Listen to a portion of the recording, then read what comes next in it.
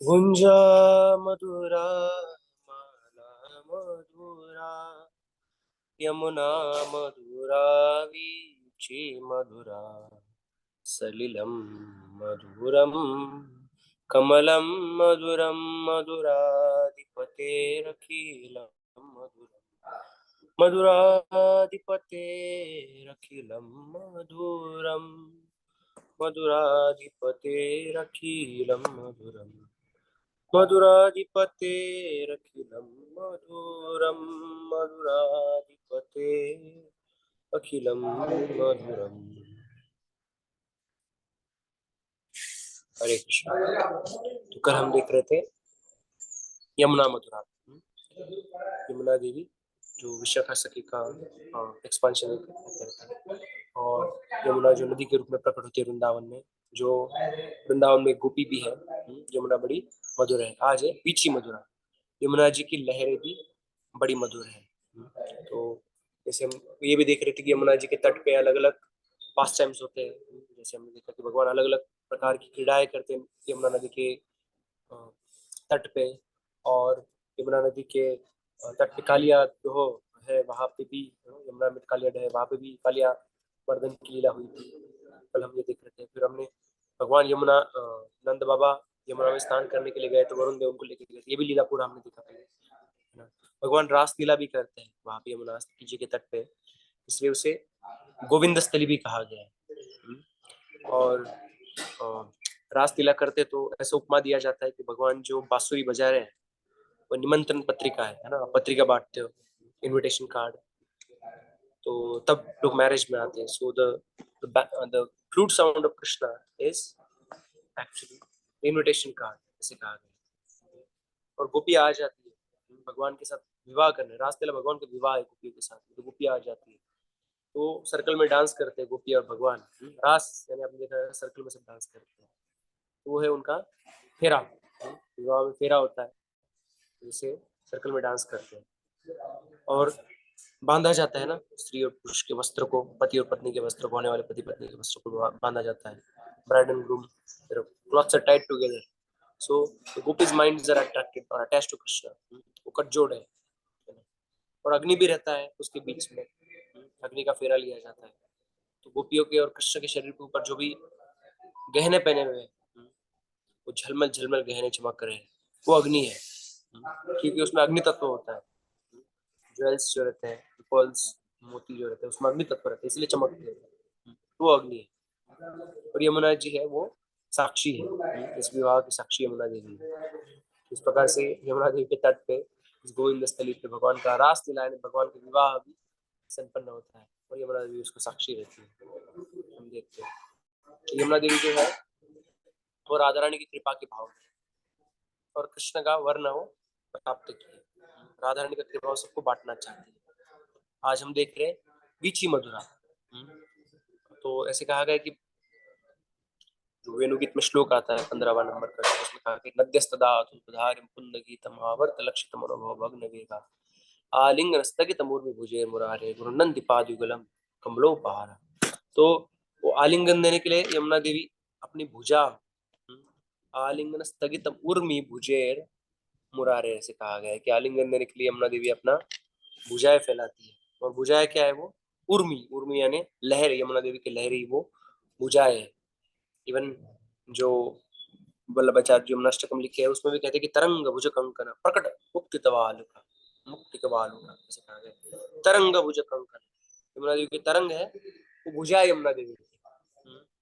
और भुजाओं के द्वारा क्या करना चाहती है? भगवान का आलिंगन करना चाहती है। नद्यस तदा ततुबधारि मुकुंद गीतम, वृंदावन की नदियां जैसे यमुना देवी है, और भी छोटी छोटी नदियां हैं, उपनदियां हैं, या मानस सरोवर है। तद, जब, तद ये शब्द आता है, तदा, तब, कदा यानी कब, तदा यानी तब, एकदा गुरुदास यशोदा नंद गेहिनी, ये शब्द आते हैं एक बार, एकदा। तो टाइम से रिलेटेड है, कदा, तदा, यदा, एकदा।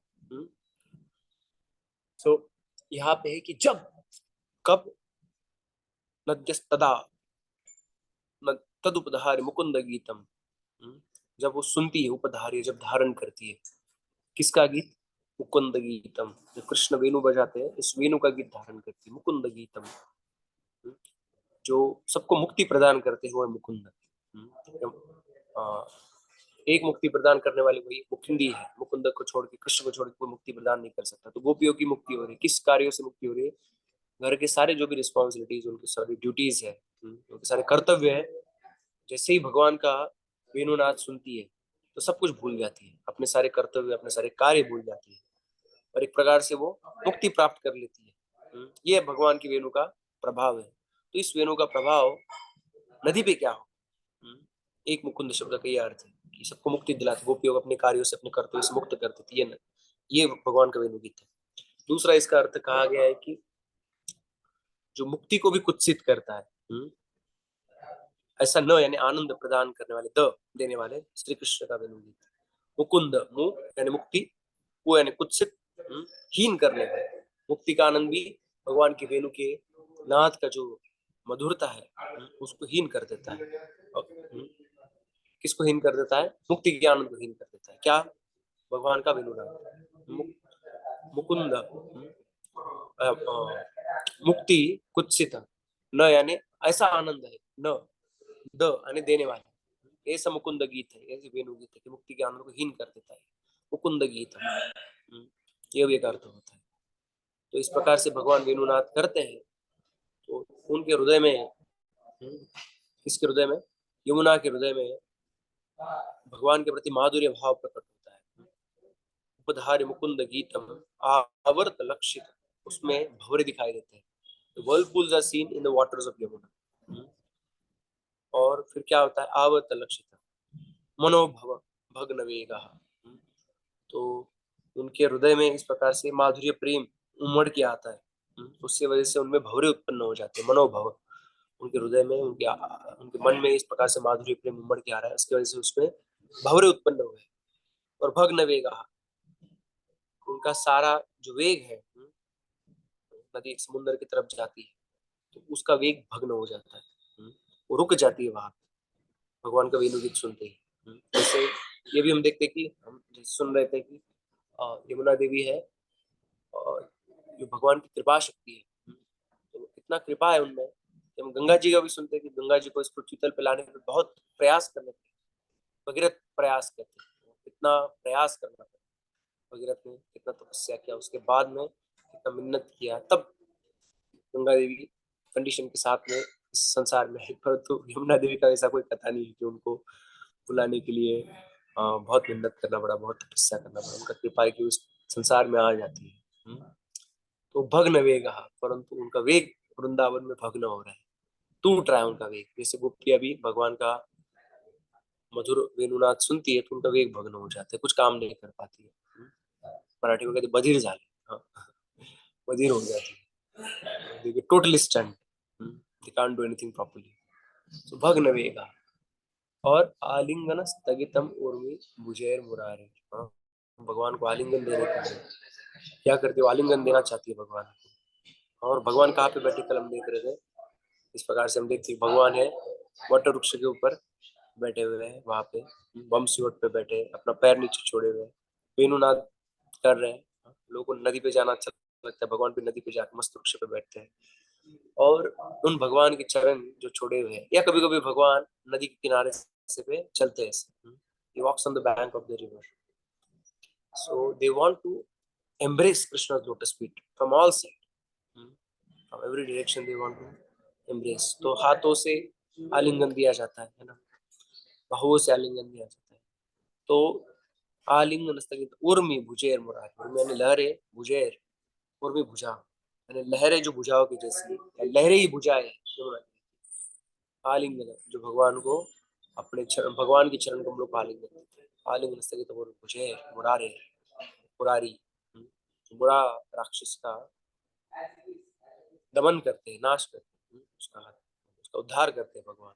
मुरारी सारी भक्ति में आने वाले ऑब्स्टेकल्स का भी नाश करते हैं भगवान। प्रकार से मुरारी, आलिंगन स्थगित भुजैर मुरारी, गुरुनंति पादयुगलम कमलोपहार। और इस प्रकार से हृदय में भगवान के चरण कमल पकड़ के वो क्या करती है, लाती है। क्या लाती है? कमलोपहार। उनके पास में जो कुछ है वो लाती है। तो उनके पास में सबसे अच्छा क्या है? उनके पास कमल है। वैसे कहा गया कि यमुना में दो प्रकार के कमल आते हैं, सफेद और लाल। जिनमें उनके सफेद कमल उनकी आंखों के समान, हजारों सफेद कमलों से भगवान का लीला का दर्शन करना चाहती है।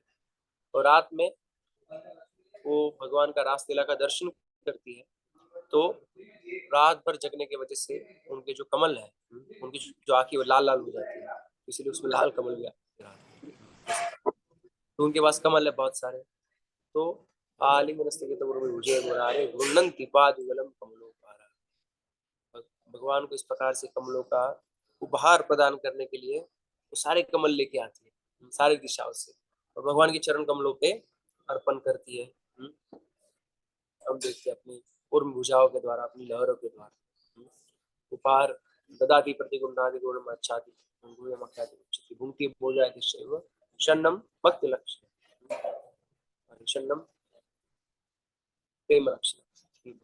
भक्तों के बीच में प्रेम उत्पन्न होने के लिए 6 प्रकार के आदान प्रदान किए जाते हैं। ददाति प्रतिगुणादि, कुछ देना चाहिए, कुछ लेना चाहिए। भुंक्ते भोजायति, गुह्यमख्याति उच्यते, हृदय का बात सुनना चाहिए, हृदय का बात कहना चाहिए, और देना चाहिए, लेना चाहिए, और प्रसाद लेना चाहिए, प्रसाद देना चाहिए। तो इससे प्रीति बढ़ता है, मतलब प्रीति लक्ष्य है। प्रीति के 6 लक्ष्य तो ये है कि अपना प्रीति को भगवान के एक्सप्रेस करने के लिए,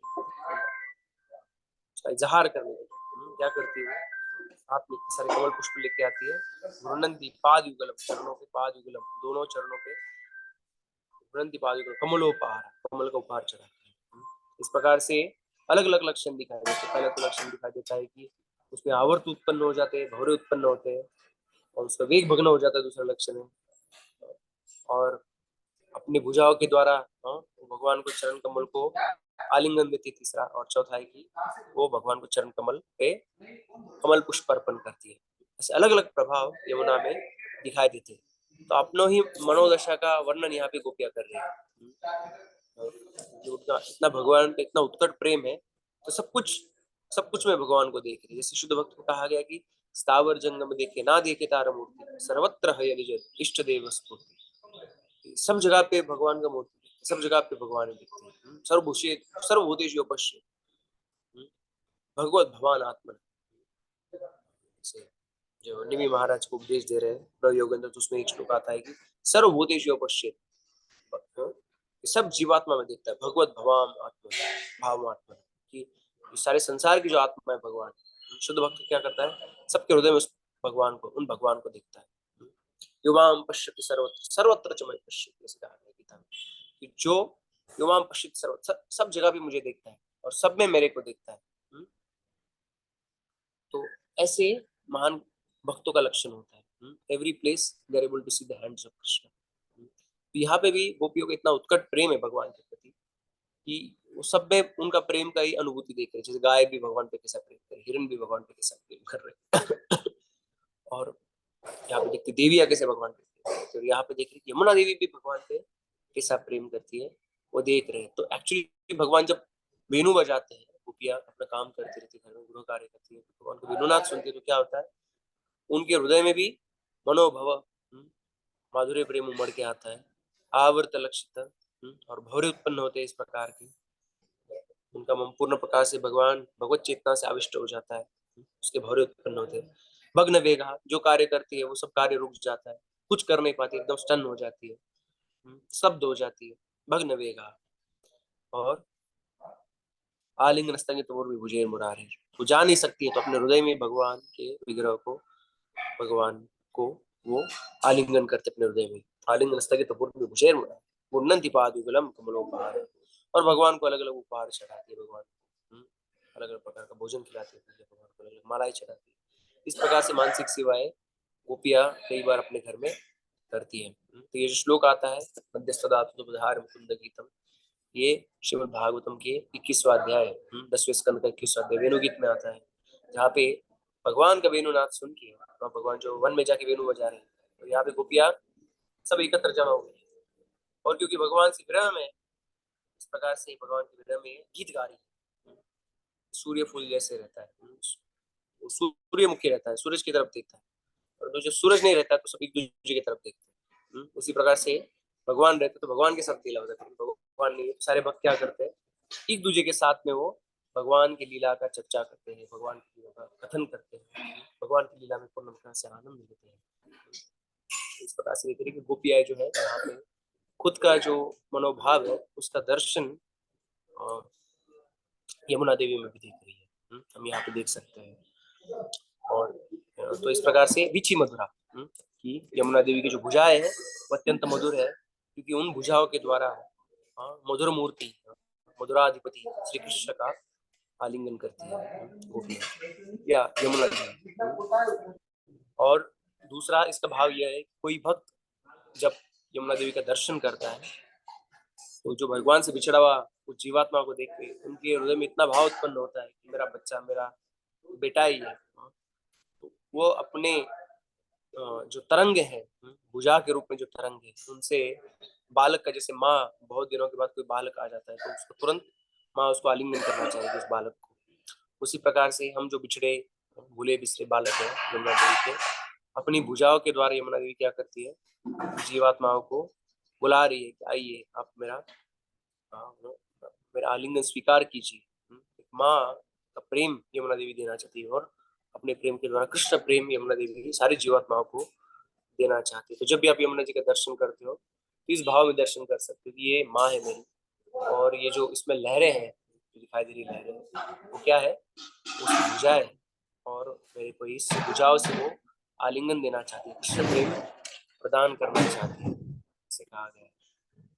ये यमुना देवी का बहुत ही अत्यंत कृपा वो धारण करती है, अत्यंत कृपा, ऐसा कृपा करने जैसा उनका भाव है, सब पे वो कृपा करना चाहती है, उनकी कृपा से ही कृष्ण का कृपा मिल सकता है। जैसे हम कल देख रहे थे कि यमुना का पानी पीना माँ की दूध पी के पीने के समान है। यमुना देवी हमारी माँ है, और इस प्रकार से कोई ग्रहण करता है यमुना देवी का नाम भी ग्रहण लेता है, यमुना देवी का स्मरण करता है, उसका उद्धार हो जाता है और भगवान को अत्यंत प्रिय हो जाता है। ऐसे शास्त्र में कहा गया है। हरे कृष्णा।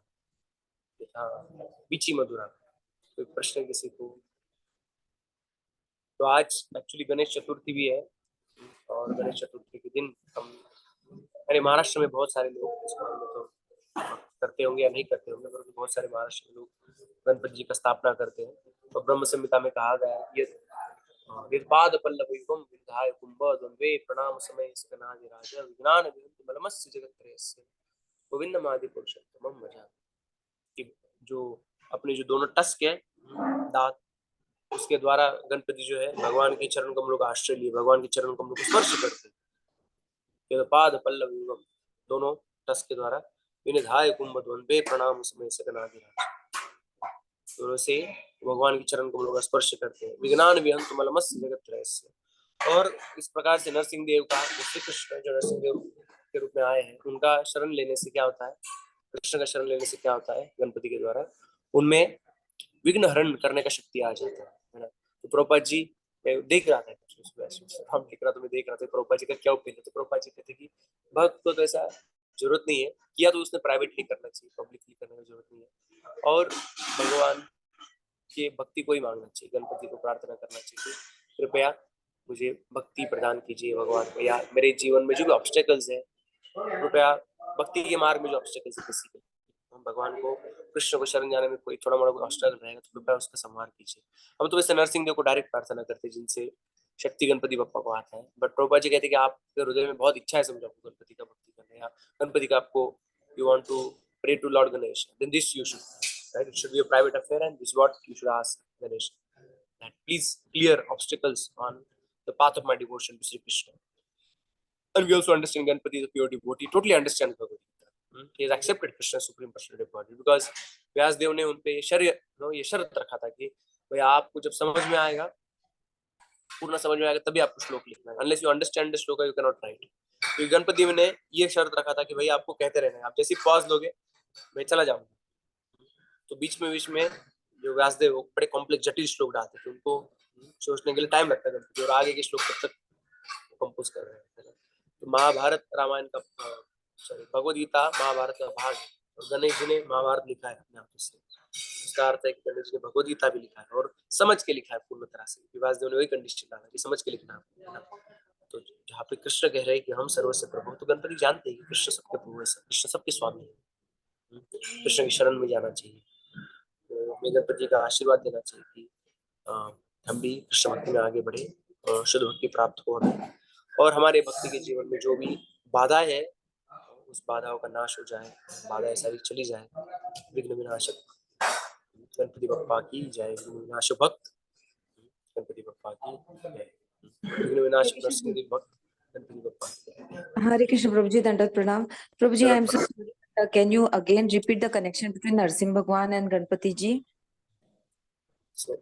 यद पाद पल्लव युगम विनिधाय पूर्वक, गणेश जी अपने दोनों दांत जो है, उनके ऊपर जो दांत है उससे स्पर्श करते भगवान के चरण कमलों का, और उससे ही उनको विज्ञान मलमस्य जगत त्रय से, तीनों लोगों का जो भी आपके जीवन में ऑब्स्टेकल आते हैं उसको मिटाने का शक्ति गणपति को प्राप्त होता है उस स्पर्श से। ये कनेक्शन है। तो गणपति जी को विघ्न विनाशन करने की शक्ति है, वो नरसिंह देव से प्राप्त हो जाती है। नरसिंह देव और ओरिजिनल विघ्न विनाशक नरसिंह देव भगवान। आज के दिन वैसे तो हम रेगुलरली रोज नरसिंह आरती गाते हैं, नरसिंह देव की प्रार्थना करते हैं, बट आज के दिन किसी को इच्छा है तो गणपति को भी प्रार्थना कर सकता है। और ये प्रार्थना करना चाहिए कि हमें भी शुद्ध भक्ति प्राप्त हो, हमारे भक्तिमय जीवन में जो भी बाधा है उसका नाश हो जाए। और कोई प्रश्न है किसी को?